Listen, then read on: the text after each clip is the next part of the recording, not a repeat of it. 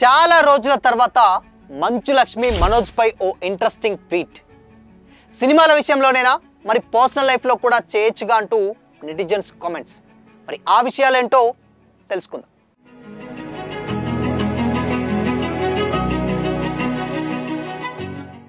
Hi hello, welcome to Disha TV.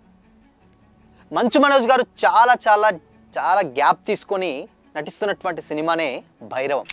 So ఈ భైరవంలో already Bellamkonda Sai Srinivas గారు, అదేవిధంగా నారా రోహిత్ గారు అండ్ మంచు మనోజ్ గారు ముగ్గురు కూడా కలిసి యాక్ట్ చేస్తున్నటువంటి భైరవం సినిమాకి సంబంధించినటువంటి రీసెంట్గా ట్రైలర్ ఒకటి రిలీజ్ చేయడం జరిగింది. అయితే దాంట్లో మనోజ్ గారి పర్ఫార్మెన్స్ చాలా అంటే చాలా హై వోల్టేజ్ యాక్షన్ సీక్వెన్సెస్ తోటి ఫ్యాన్స్ చాలా ఖుషిగా ఉన్నారు. అయితే ఈ సినిమాకి సంబంధించినటువంటి ట్రైలర్ మీద మంచు లక్ష్మి గారు ఒక ఇంట్రెస్టింగ్ ట్వీట్ అయితే వేయడం జరిగింది. మనకు తెలుసు మంచు ఫ్యామిలీలో చాలా రోజులుగా కొన్ని ఇష్యూస్ జరుగుతున్నాయి అండ్ విష్ణు గారికి అండ్ మనోజ్ గారికి ఇద్దరికి కలిసి కొన్ని గొడవలు జరుగుతున్నటువంటి టైంలో రీసెంట్గా ఒక స్టేజ్ మీద మనోజ్ గారు బ్యాక్ సైడ్ నుంచి వెళ్ళి లక్ష్మి గారిని పట్టుకున్నప్పుడు ఆవిడ ఒక్కసారిగా ఎమోషనల్కి గురైంది. ఇన్ఫ్యాక్ట్ అప్పుడే చాలా అంటే లైవ్లో చూస్తున్నట్టు ఆ గొడవల తర్వాత ఫోన్లో మాట్లాడడం తప్పితే లైవ్లో చూసింది అప్పుడే అని చెప్పేసి చాలా చాలా ఎమోషనల్ అయిన సందర్భాలు కూడా సోషల్ మీడియాలో చాలా వైరల్గా మారాయి.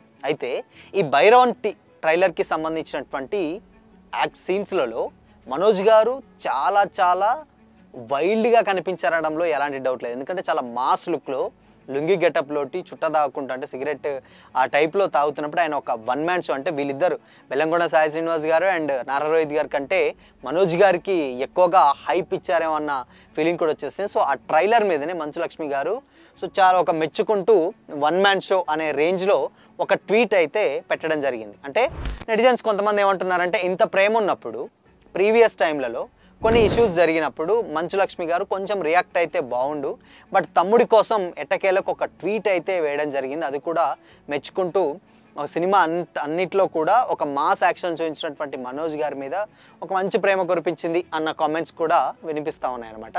అండ్ ఇక రీసెంట్గా ఆయన మాట్లాడినటువంటి మాటలు కూడా చాలా చాలా ఆలోచింపజేశాయి. అంటే నన్ను నడి రోడ్డు మీద వదిలేయడం జరిగింది, దాని తర్వాత నా కార్లను లాక్కున్నారు, నా పిల్లల్ని నా పిల్లలకి సంబంధించిన వస్తువులు కూడా తీసుకెళ్ళిపోయారు, నేను చాలా స్టేషన్ల చుట్టూ తిరిగాను, ఇవన్నీ తిరిగినా కానీ ఎవరు కూడా నన్ను పట్టించుకోలేదు అన్న మాటలు కూడా చాలా బాగా వైరల్గా మారుతున్నాయి ఇప్పుడు సోషల్ మీడియాలో.